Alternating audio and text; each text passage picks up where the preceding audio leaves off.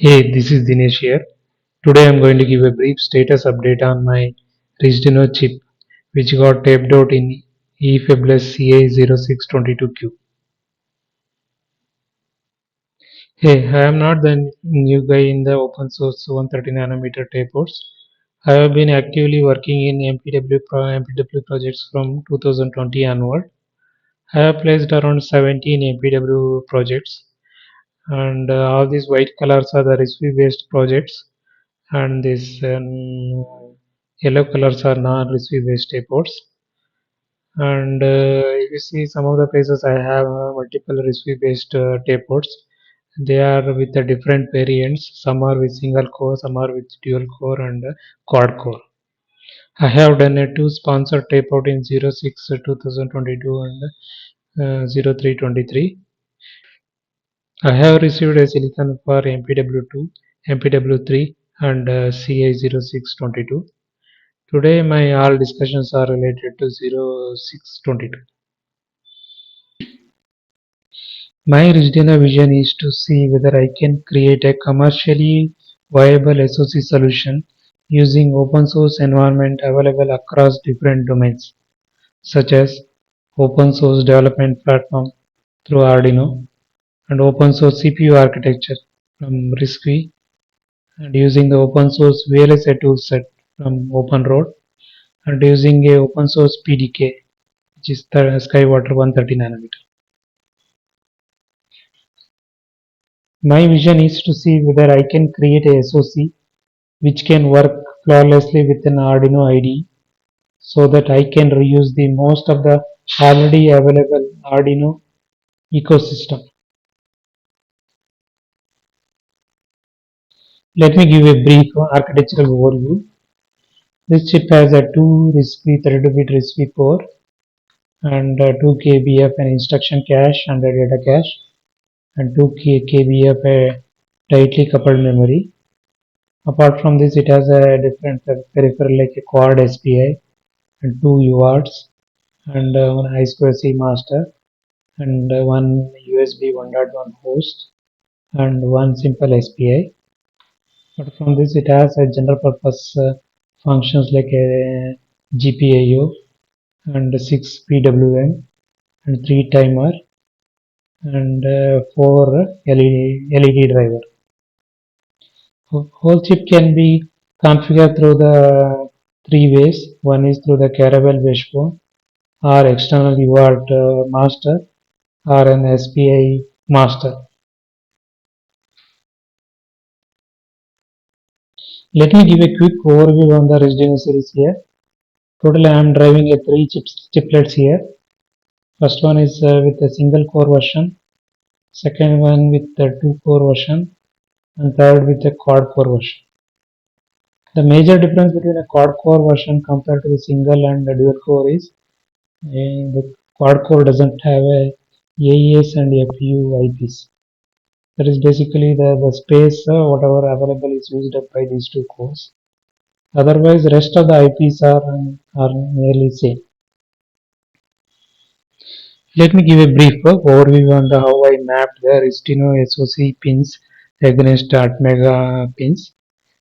And if you see for to map it Atmega, we need 24 functional pins. And these yellow colors one are the Atmega ports, which is telling the port C6, the port D0 to D7, port B6. So these are the actual port numberings as per the Atmega chip. And these are the additional functions what Atmega supports it. And these numbers 0, 1, 2, 3 are correspond to the Arduino numbers. And these are additional functions available in the same pin. And you see this white color one is the where I mapped the Caravelle pads into the corresponding Atmega ports. Now I'm started from D5 to D7. Even though this currently I'm not supporting unlock, I made sure that the whichever digital I picked, which has a feature which supports the unlock also. So that feature when I integrate ADC, I should be able to use the same pin mapping. From the top level view, as we see how the 38 pins of Caravelle is got distributed. We can say it is split into three sections. One is specific to the Caravelle, and rest 24 signals are used by the Arduino interface, and rest of the signals are used by the Riscduino for his serial SRAM and flash for program memory and data memory. To integrate an SoC into the Arduino IDE platform, we need four contents. One is the firmware. This is basically to map all the higher level subroutine into SoC specific action. Second one is the compiler, which is basically based on the CPU architecture we have picked. Third one is the download tool, which basically needed by the Arduino to download the compiled hex file into the SoC. The fourth one is the JSON file, which indicates all the above contents in a structured way so that Arduino understands it and installs it. Let us see a demo on how to integrate a Riscduino into Arduino IDE. Here is my current debug setup. Left side I am just showing the 64 pin QFN chip, and whatever functionality I required for the Riscduino I kept it in the breadboard. Basically I need a serial SRAM and a serial flash. Apart from this I need an UART, and I am using an FTDA chip here.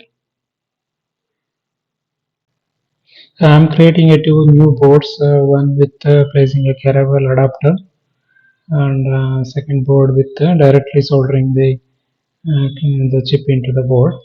And I am trying to make sure that the board sizes are similar to the Arduino footprint. I have opened the Arduino IDE. Typically, once you open it, to select the board, we go to Tools Board and select the desired Arduino board. I have just selected Arduino Uno here, and typically when you go and try to compile it, and typically you will notice that the tool uses the AVR GCC to compile it. Now let us try to integrate Riscduino into it. So we'll add our JSON file into the preference. So Arduino download that JSON file. Then we have to come to the board manager and search for Riscduino. So we can click on the install.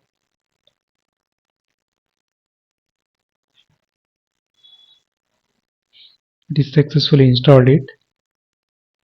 Now let us come and search in the board. Now you see there is an additional board. Riscduino board has come, and there is a selection for a Riscduino Uno. Let us select the Riscduino Uno. Now let us try to compile this code. I done the compile, and if you see it here, now it uses the Riscv64 compiler to compile it, and it successfully completed the hex file generation. Let me connect to the board and let us download the hex file.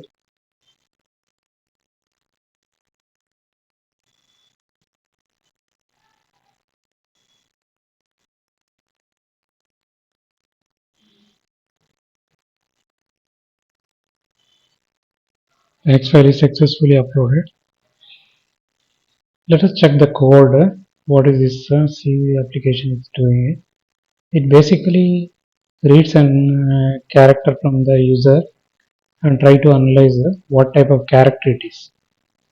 So if you send a character, it checks whether it's an ASCII value, or is it an alphanumeric, or is it an alphabetic, or is it an ASCII, white space, control character, numerical digit, or is it a printable, or lowercase.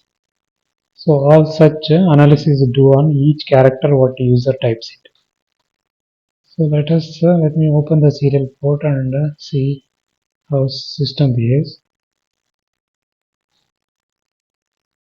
So let me type a character A. So So it is saying it is an ASCII value 65, it is a alphanumeric and it is alphabetic ASCII and it is a valid hex value. Let me value write as G. So it says what is the ASCII value? It says it is not a hex value. Let me type as 0. It's saying its value is 45, 48 and it is a valid hex value. So it is doing is saying if I send a space, it is saying it is a space, it is a white space. So effectively the risk score is running and it is doing the action what I expected.